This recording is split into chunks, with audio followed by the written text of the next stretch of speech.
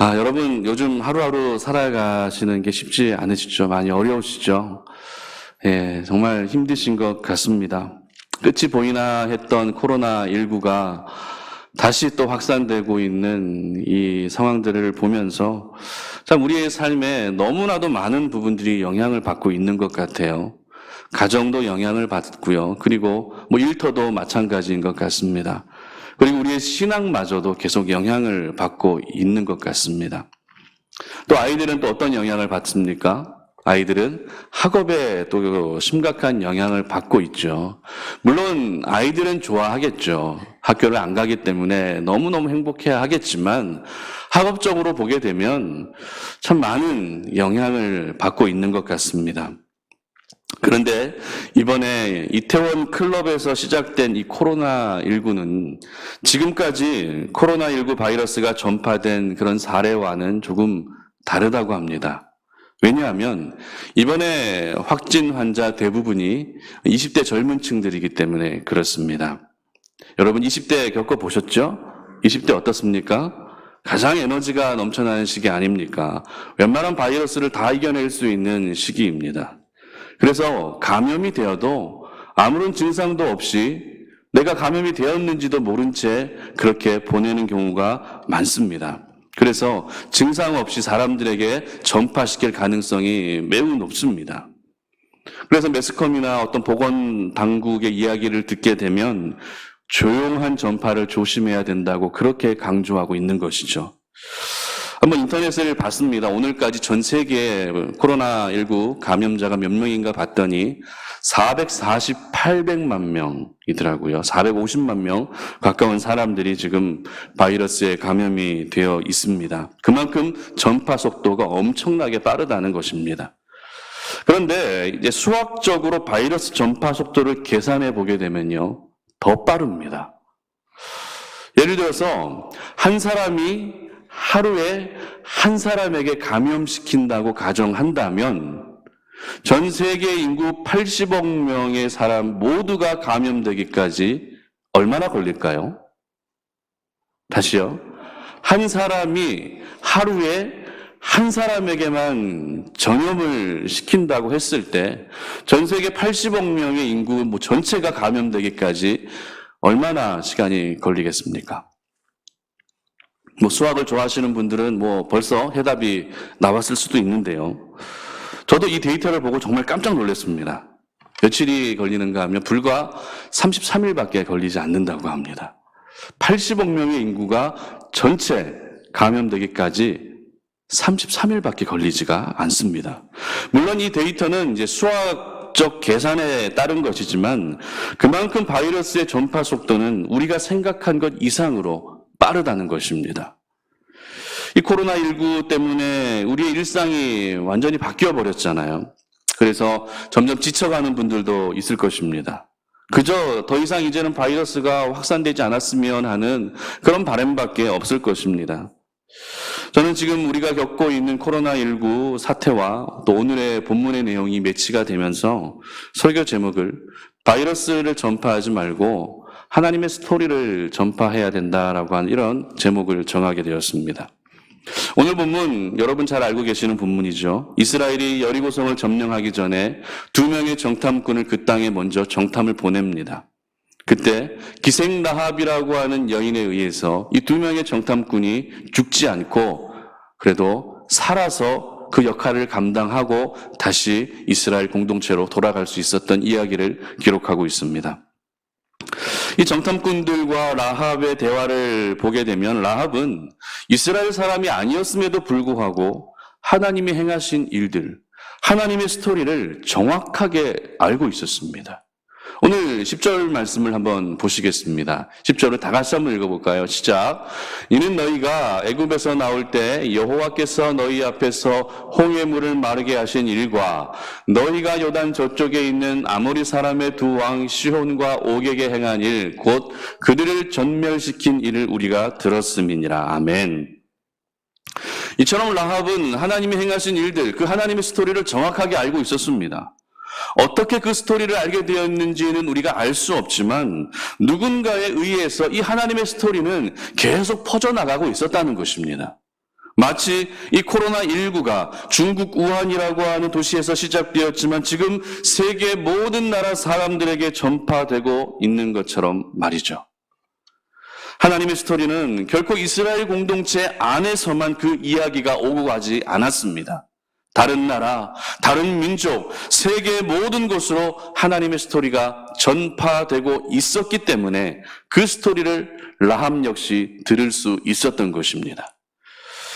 저는 지금 이 코로나19가 여기저기 전파되고 있는 이 시점에 이제 바이러스는 그만 전파되고 이제는 하나님의 스토리가 널리 전파될 수 있었으면 좋겠다라고 하는 이런 생각을 오늘 설교를 준비하면서 하게 되었습니다.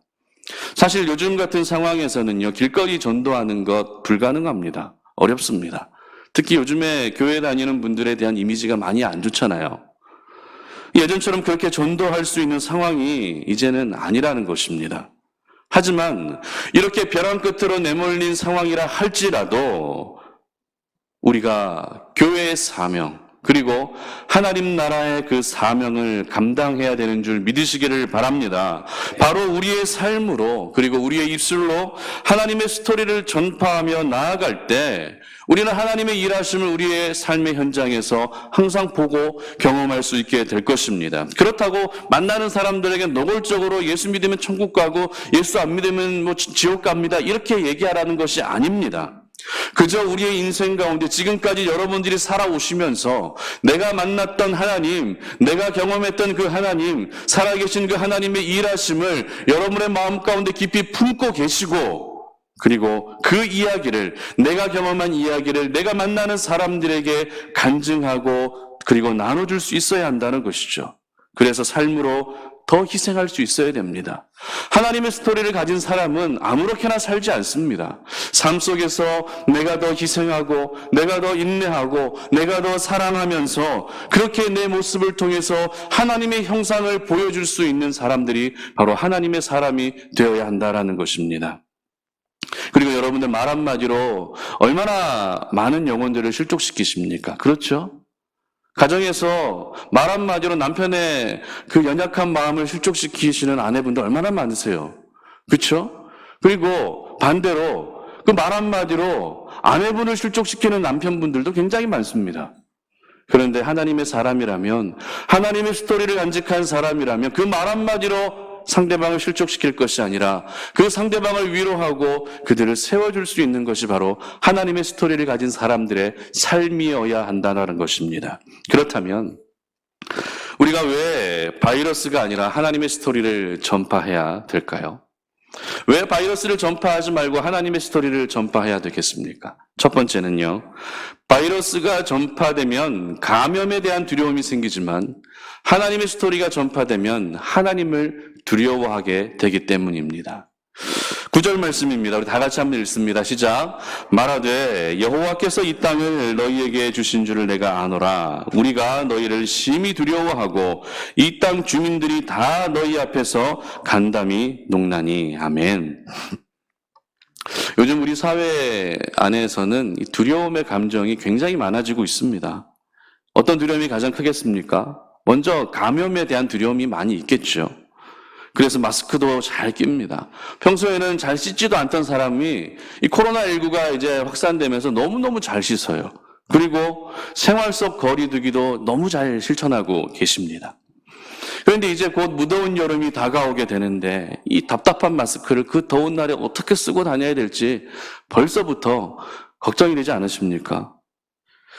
그런데 놀라운 것은 코로나19로 인한 감염에 대한 두려움이 없는 사람도 있습니다. 감염에 대한 두려움이 없는 사람도 있어요. 누군지 아십니까? 바로 20, 30대 젊은 층들입니다. 그러니까 지금 그들이 그렇게 살아가는 거죠. 물론 이 자리에 계신 우리 20, 30대를 향하여 말씀드리는 건 아니고요. 오히려 이 20대는요. 감염에 대한 두려움보다 어떤 두려움이 더 있는가 하면 사회적 비난에 대한 두려움이 더 큽니다. 내 이미지가 안 좋아지면 어떡하나. 내 직장에서 나를 보는 이미지가 고정관념 속에 사로잡혀서 그렇게 안 좋게 보면 어떡하나라고 하는 이런 두려움들이 더 크다라는 거예요. 내가 감염되는 거는 하나도 안 두려운데 옆에 있는 사람이 이 사회가 나를 혹시라도 비난하게 되면 어떡하나라고 하는 그런 두려움이 그렇게 크다라고 합니다. 그리고 요즘 같은 상황에서 또 어떤 두려움들이 생길 수 있겠습니까? 고3 수험생들은 뭐 수능에 대한 두려움이 있겠죠. 그리고 소상공인들은 가게 경영에 대한 두려움이 생길 수밖에 없습니다. 재난지원금으로 이제 숨통이 트인 것 같지만, 그러나 이 재난지원금으로 소상공인들을 다 살릴 수는 없거든요. 그리고 소상공인뿐만 아닙니다. 항공업계나 여행업계처럼 대기업들은 그 기업을 경영하는 데 있어서 두려움을 가질 수밖에 없는 지금의 현실이라는 것입니다. 그런데 그 두려움은 교회도 마찬가지입니다. 저는 이번 코로나19로 인해서 성도님들이 이제 현장 예배보다는 이제 온라인으로 예배를 많이 드리시잖아요. 그러다 보니까 제 안에 어떤 두려움들이 생기는가 하면, 온라인 예배가 익숙해지게 되면서 앞으로 계속 온라인 예배를 드리지 않을까라고 한 이런 두려움들입니다. 현장에 모여서 함께 예배하는 게 참 은혜가 있는데 어느 순간 온라인 예배에 너무 익숙해지다 보니 현장으로 나오는 것을 불편해하고 가정에서 온라인으로 예배드리는 성도님들이 많아지게 되면 어떡하나라고 하는 이런 두려움들이 제 안에 생겨나더라는 것입니다. 이처럼 두려움이라는 것은 모든 사람들에게 찾아오는 것 같아요. 크든 작든 우리는 오늘도 두려움 속에 살아가고 있습니다. 이러한 두려움은 신앙이 있건 없건 직분과 상관없이 모든 사람들에게 찾아오는 감정인 것 같습니다. 이와 같이 바이러스가 전파되면 우리는 감염에 대한 두려움뿐만 아니라 다양한 두려움에 사로잡혀서 그 두려움으로 인해 정신적으로 약해지기도 합니다. 육체적으로 약해지기도 합니다. 삶의 전 영역이 영향을 받게 되는 것입니다. 하지만 바이러스가 아닌 하나님의 스토리가 전파되면 어떻게 되겠습니까? 이야기는 완전히 달라집니다. 무슨 말입니까? 감염에 대한 두려움, 사회적인 비난에 대한 두려움, 미래에 대한 두려움, 이 모든 두려움들은 하나씩 다 사라지게 되고 오히려 하나님에 대한 두려움이 더 커지게 되는 줄 믿으시기를 바랍니다. 자, 오늘 본문에서 이 라합이라고 하는 여인은 기생 신분입니다. 그리고 여인이었습니다. 그러나 이 여인에게도 하나님의 스토리가 들려왔습니다. 그렇죠? 그리고 들려온 하나님의 스토리를 한 귀로 그냥 흘려보내지 않고 마음에 깊이 담고 있었습니다. 그리고 그는 고백합니다. 다시 9절 보도록 하겠습니다. 다 같이 읽습니다. 시작. 말하되 여호와께서 이 땅을 너희에게 주신 줄을 내가 아노라. 우리가 너희를 심히 두려워하고 이 땅 주민들이 다 너희 앞에서 간담이 농나니. 아멘. 여기서 너희를 심히 두려워하고 그리고 너희 앞에서 간담이 농나니라고 하는 말은 표현상으로는 이스라엘 백성들을 향한 표현인 것 같지만 9절 말씀을 다시 잘 보시면 상반절에 어떻게 기록하고 있습니까? 다시 한번 띄워주시겠어요? 여호와께서 이 땅을 너희에게 주신 줄을 내가 아노라라고 한 이 말씀이 전제되어 있다라는 것입니다. 그러므로 이 말씀은 라합이 오늘 고백했던 그 두려움은 이스라엘 백성들에 대한 두려움이 아니라 누구에 대한 두려움이요? 하나님에 대한 두려움이었다라는 것입니다. 그렇습니다. 하나님의 스토리를 접하게 되면 세상에 가지고 있었던 모든 두려움들은 하나님의 두려움에, 하나님에 대한 그 두려움 앞에 다 사라지는 줄 믿으시기를 바랍니다. 라합이라고 해서 왜 두려움이 없었겠습니까? 괜히 정탐꾼들을 숨겨줬다가 여리고 왕이 그것을 알게 되면 자신의 목숨은 죽은 목숨입니다. 그렇기 때문에 자신도 분명 두려움이 있었습니다. 하지만 하나님의 스토리를 듣고 보니, 하나님의 스토리를 내가 알고 있다 보니 내가 어떻게 될 것인지에 대한 두려움보다 하나님에 대한 두려움이 더 커질 수밖에 없었던 것입니다. 그렇다면 오늘날 과연 하나님을 두려워하는 사람들은 얼마나 될까요? 아니, 여러분들은 정말 하나님을 두려워하며 살아가고 계십니까? 얼마 전에 성도들에게 인분을 먹인 교회에 대한 기사가 났습니다. 여러분 보셨을 거예요. 참 경악을 금치 못하는 사건이죠.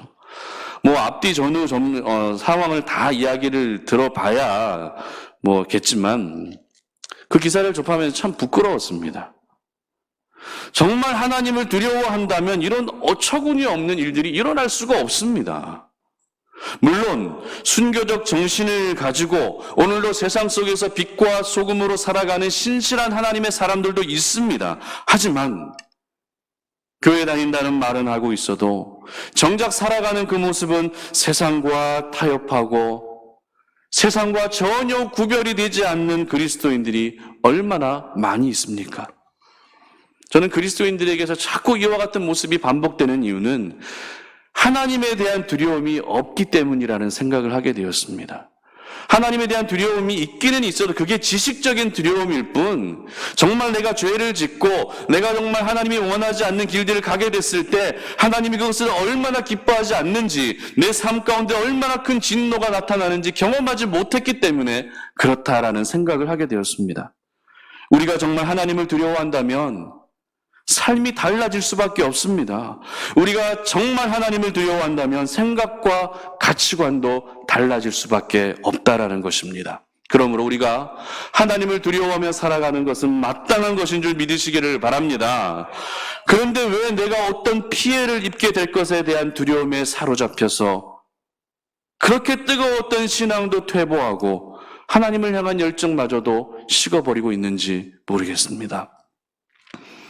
예수님은 누가복음 12장 5절 말씀에서 제자들에게 바리새인들의 누룩을 경계하라 말씀하시면서 바리새인들을 그렇게 두려워하지 말라라고 말씀하십니다. 한번 말씀을 보겠습니다.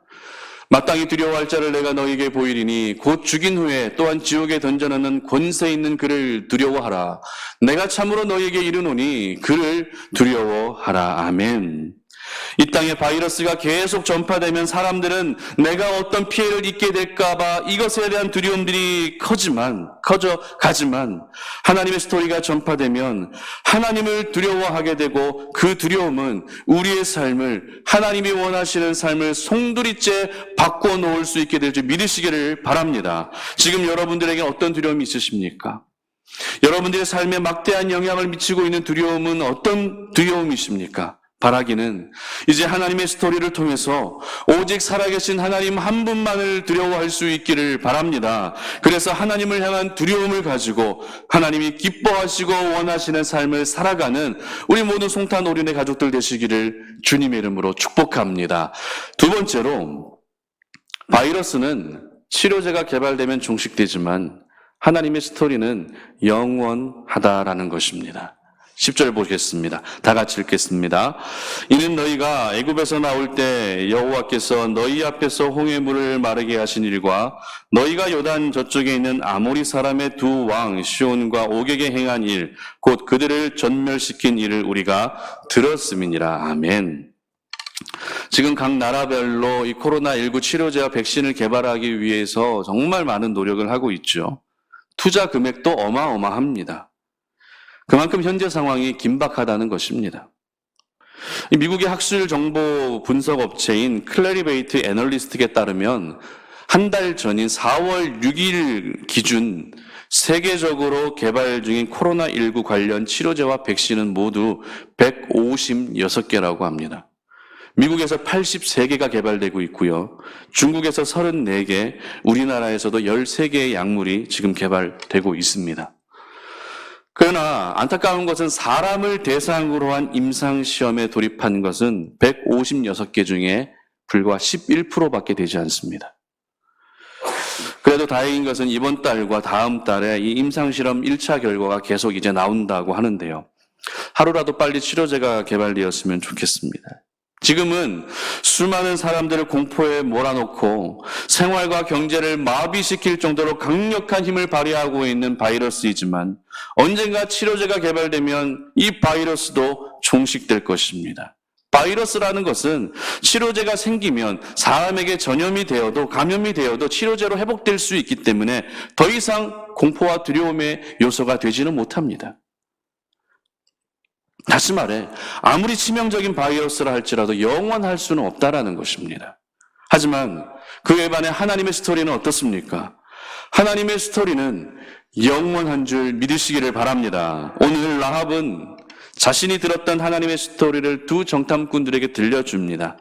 라합이 들었던 하나님의 스토리는 어떤 스토리였죠? 이스라엘 백성들이 출애굽했다는 것, 그리고 출애굽 과정에서 홍해 바다를 하나님이 갈라주셨다는 것, 그리고 강력한 이방 민족을 하나님이 물리쳐 주셨다라는 이런 일들이었습니다. 어찌 보면 라합이 들었던 하나님의 이 스토리는 중요한 이야기이기는 하지만 불과 일부분밖에 되지 않습니다. 그렇죠? 왜 일부분밖에 되지 않습니까? 우리는 성경을 통해서 그 후에도 하나님이 얼마나 위대한 일들을 행하셨는지 잘 알고 있기 때문에 그렇습니다. 하나님께서는 아브라함과 이삭과 야곱에게 약속하신 그 땅을 정탐하여 그 땅을 정복하게 하셨고, 그리고 어떻습니까? 다윗과 솔로몬과 같은 위대한 왕들을 세우셔 통일 왕국 이스라엘을 세우셨습니다. 하지만 이스라엘이 하나님을 떠났을 때 그 나라를 멸망시키셨지만, 그러나 다시 한번 스룹발벨과 느헤미야와 같은 지도자를 통해 그들을 회복시키신 분이 바로 우리 하나님이십니다. 그 과정 속에서도 이스라엘과 예레미야와 에스겔, 다니엘과 같은 그런 놀라운 선지자를 통해서 말씀을 계속 증거하셨고, 사도 바울을 통해서 천하에 온 복음이 전파될 수 있게 하셨다라는 것입니다. 어떻습니까? 바이러스는 치료제가 개발되면 종식되지만 하나님의 스토리는 그 누구도 막을 수 없습니다. 하나님의 스토리는 끝이 없습니다. 하나님의 스토리는 영원한 줄 믿으시기를 바랍니다. 그러므로 우리가 이 땅을 살아가는 동안에 널리 전파되어야 할 것은 바이러스가 아니라 하나님의 스토리입니다. 하나님의 이야기가 전파될 때 우리는 이 땅의 것에 매여 살아가던 삶의 방식이 이제는 영원한 것을 사모하며 그 영원한 것의 영향을 받으며 살아갈 수 있게 되는 것입니다. 전도서 3장 11절의 기록을 보시면 이런 기록이 있습니다. 하나님이 모든 것을 지으시되 때를 따라 아름답게 하셨고 또 사람들에게는 영원을 사모하는 마음을 주셨느니라. 아멘. 따라서 사람이라는 존재는 원래부터가 사라질 것에 영향받는 존재가 아니라 영원한 것에 영향받고 영원한 것을 사모해야 되는 사람들이 바로 사람의 본분이라는 것이죠. 그런데 저희들은 어떻게 살아가고 있습니까? 여러분 이번 한 주 어떻게 살아가셨습니까? 대부분 사라질 것에 매여서 아둥바둥 살고 있지 않습니까? 그리고 우리의 모든 관심도 역시 결국 사라지게 될 물질, 결국 사라지게 될 바이러스, 결국 사라지게 될 명예와 지식과 학벌, 이와 같은 것에 너무나도 많은 영향을 받고 있습니다. 여러분 기억하시기를 바랍니다. 오늘도 우리가 영향을 받아야 할 것은 이 땅의 것이 아니라 영원한 것인 줄 믿으시기를 바랍니다. 오늘도 우리가 사모해야 할 것은 바로 영원한 것입니다. 오늘도 우리의 시선이 모아져야 할 것은 세상의 것이 아니라 사라져버릴 세상의 것이 아니라 우리의 하나님의 것, 영원한 것인 줄 믿으시기를 바랍니다. 그 영원한 것은 바로 하나님의 스토리를 통해서 알아갈 수 있습니다. 그 영원한 것은 하나님의 스토리를 통해서 발견할 수 있는 것입니다. 지금 코로나19로 그 어느 때보다 힘든 하루하루를 살아가고 있지만 이 시간을 결국에는 사라지고 말 그런 이 땅의 것에 매여서 여러분 너무 힘들어하지 마시기를 바랍니다. 이 땅의 것에 영향받지 마시기를 바랍니다. 오직 하나님의 스토리를 통해서 영원한 것에 영향을 받고 살아가시는 저와 여러분들 되시기를 다시 한번 주님의 이름으로 축복합니다. 마지막 세 번째입니다. 바이러스가 전파되면 생명이 위협받지만 하나님의 스토리가 전파되면 생명이 구원받습니다. 13절 말씀 보시기 바랍니다. 그리고 나의 부모와 나의 남녀 형제와 그들에게 속한 모든 사람을 살려주어 우리 목숨을 죽음에서 건져내라. 아멘. 여러분 오늘 이 본문에 기록된 두 정탐꾼의 이야기가 이 여리고성을 두 정탐꾼이 잘 정탐함으로써 어떤 결과가 있었습니까? 먼저 이스라엘 민족적 차원으로 보게 되면 이스라엘이 여리고 땅을 정복하고 더 나아가 가나안 땅까지 정복하게 되는 그런 결과를 얻게 됩니다. 그리고 라합이라고 하는 개인의 차원에서 보게 되면 어때요? 두 정탐꾼은 이 사건을 통해서 라합뿐만 아니라 라합 가족 모두가 구원받는 역사가 나타납니다.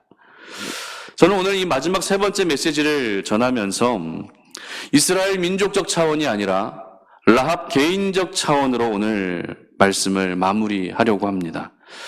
여러분은 왜 하나님의 스토리가 전파되어야 됩니까? 제가 오늘 계속해서 하나님의 스토리가 전파되어야 하는 이유를 강조했던 이유가 무엇입니까? 그 이유는 생명이 구원받기 때문입니다. 바이러스가 전파될 때에는 죽음의 역사가 따르지만 하나님의 스토리가 전파될 때에는 생명의 역사가 따르게 되어 있습니다. 라합은 이방 여인이었기 때문에 하나님을 믿을 수 있는 기회가 그리 많지 않았습니다. 그런 그에게 하나님의 행하신 그 스토리가 들려왔습니다. 출처는 알 수 없지만, 경로는 알 수 없지만 그 스토리가 들려왔습니다. 그리고 그 스토리를 그냥 마음에 그냥 품고 있었을 뿐입니다. 그런데 그 스토리로 인해서 자신도 구원받고 자신의 가족까지 구원받게 될 줄 누가 알았겠습니까? 사실 여러분 생각해 보세요. 하나님의 스토리를 들었던 사람이 라합 한 사람뿐이었을까요? 아닙니다. 더 많은 사람들이 이 스토리를 들었을 것입니다. 그러나 성경은 유독 라합 한 사람만을 기록하고 있습니다. 그 이유는 하나님의 스토리를 듣고서도 대다수의 사람들은 그냥 흘려보냈지만 라합만큼은 그 스토리를 받아들였기 때문입니다. 그렇습니다. 하나님의 스토리를 인정하는 그 사람에게는 생명의 역사가 나타나게 되는 것입니다. 하나님의 스토리를 받아들이는 사람은 구원의 은혜가 임하게 되는 것입니다. 그렇다면 왜 하나님의 스토리에는 생명의 역사가 나타날 수밖에 없을까요? 바로 우리 하나님은 생명 그 자체이기 때문입니다. 죽음에서 생명으로 옮기시는 스토리가 하나님의 스토리이기 때문에 그렇습니다. 요한복음 1장 1절부터 4절의 기록을 보시기 바랍니다. 우리 다 같이 한번 읽습니다. 시작. 태초에 말씀이 계시니라. 이 말씀이 하나님과 함께 계셨으니 이 말씀은 곧 하나님이시니라. 그가 태초에 하나님과 함께 계셨고 만물이 그로 말미암아 지은 바 되었으니 지은 것이 하나도 그가 없이는 된 것이 없느니라. 그 안에 생명이 있었으니 이 생명은 사람들의 빛이라. 아멘. 우리 예수님은 저희 모두에게 생명을 주시기 위해 오신 줄 믿습니다. 우리 예수님은 죽음을 이기시기 위해 이 땅 가운데 오셨습니다. 그러므로 하나님의 스토리는 생명 스토리입니다. 하나님의 스토리는 누구를 죽이기 위한 죽음의 이야기가 아니라 생명의 이야기로 가득 차 있습니다. 창세기부터 시작해서 요한계시록에 이르기까지 온통 살리시는 이야기가 기록된 것이 바로 하나님의 스토리가 기록된 성경이라는 것입니다. 그런데 그 생명이라는 것은 결코 지금 내가 숨을 쉬고 있고 내가 움직이고 있다고 해서 생명을 가진 것이 아닙니다. 내가 숨쉬고 움직이고 있다고 해서 내가 살아있는 것이 아니다라는 것입니다. 오늘날 몸은 살아있지만 이 생명을 소유하지 못한 사람들이 얼마나 많이 있습니까? 요즘 코로나19와 같은 이런 전염병에 관련된 영화가 이제 많이 나오잖아요. 많이 예전에 했던 그런 영화들이 많이 다시 재방송되고 또 일부러 찾아서 보고 막 그러는데요. 그런 영화를 보게 되면 등장하는 것이 꼭 하나 있습니다. 이 전염병이 막 창궐하고 있는 그런 영화를 보게 되면 등장하는 것이 하나 있어요. 그게 뭔지 아세요? 좀비입니다. 좀비. 좀비 좋아하는 분 계시죠? 괜히 그 보시면서 스트레스 푸시고 막 그런 분들이 있으시잖아요. 이 좀비의 사전적인 정의가 뭔지 아십니까? 좀비. 감염병? 아니에요. 좀비의 사전적 정의는 살아있는 시체라는 그런 의미입니다. 살아있는 시체. 좀비 보셔서 아시죠? 좀비는 이성이 없습니다. 좀비는 감정도 없습니다. 아니, 한 가지 감정이 있다면 어떤 감정이에요? 분노와 파괴의 감정밖에 없습니다. 오늘날 몸은 살아있지만 하나님의 생명을 가지지 못한 수많은 사람들, 어찌 보면 영적인 좀비가 아닐까요? TV에 나오고 있는 좀비가 좀비만 아니라 이 땅을 살아가고 살아는 있지만 그 안에 하나님의 생명이 없는 수많은 사람들, 영적인 좀비라는 생각이 듭니다. 사실 우리가 살아가고 있는 오늘날 정말 필요한 것은 코로나19를 종식시켜줄 치료제 개발이 아닙니다. 우리에게 가장 필요한 것은 무엇입니까? 우리의 영혼의 치료제인 생명의 근원이신 예수 그리스도가 가장 필요한 줄 믿으시기를 바랍니다. 그래서 하나님의 스토리가 널리 전파되면 결국 예수 그리스도를 믿고 영접하는 수가 바이러스에 감염되는 수보다 압도적으로 많아졌으면 좋겠습니다. 매일 뉴스를 보게 되면 어제 감염된 수가 이만큼 늘었습니다. 뉴스에서 계속 그렇게 나오죠. 이제는 좀 시대가 바뀌어서 아나운서가 어제 이렇게 예수 믿은 사람이 이만큼 늘었습니다. 오늘도 이만큼 늘었습니다라고 그렇게 아나운서가 막 뉴스를 이야기하면 얼마나 기쁠까요?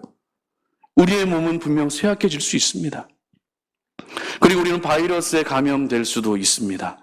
하지만 그 안에 영혼의 치료제이신 예수 그리스도로 말미암은 생명이 자리 잡고 있다면 우리의 가정, 우리의 일터, 이 나라와 민족, 우리 교회 소망이 있는 줄 믿으시기를 바랍니다. 그러므로 더 이상 바이러스가 전파되어 생명이 위협받는 일들은 중단되고 이제는 하나님의 스토리가 전파되어 생명이 구원받는 역사가 있기를 축복합니다. 그러기 위해서는 여러분들이 먼저 삶 속에서 그 스토리를 간직하고 있어야 됩니다. 여러분들이 먼저 하나님을 만난 이야기를 간직하고 살아가야 합니다. 그리고 더 중요한 것은 그 스토리를 간직하고만 있는 것이 아니라 내가 만나는 이들에게 이야기해주고 삶으로 보여주고 입술로서 보여주고 행동으로서 보여주는 모습이 따를 때 하나님의 스토리가 더 널리 전파될 수 있는 것입니다. 여러분들이 증거하는, 여러분들이 전파하는 그 하나님의 스토리를 통해서 라합과 그의 가정이 구원받았던 것처럼 여러분의 사랑하는 가족과 이웃이 구원받게 될 줄 믿으시기를 바랍니다. 말씀을 맺겠습니다. 코로나19가 가지고 온 우리의 일상의 피해는 정말 손으로 셀 수 없을 만큼 너무너무 많습니다. 설교를 준비하면서 인터넷에 올라왔던 한 글을 보게 되었는데요. 한번 화면 띄워주시겠어요? 이런 글이었습니다. 확진자가 되고 싶지 않습니다. 하지만 확신자는 되고 싶습니다. 더욱이 확증자가 되고 싶습니다. 확진자가 완치자가 되기를 바랍니다. 완치자가 확신자가 되길 바랍니다. 더욱이 확증자가 되길 바랍니다. 예수가 그리스도이심을 확실히 믿고 확실히 증거하는 그런 인생이기를 간절히 바랍니다. 이런 글이었습니다. 여러분 마음에 와닿지 않으십니까? 확진자는 계속 늘어가고 있습니다. 그러나 확진자가 늘어남과 동시에 확신자들도 늘어가기를 원합니다.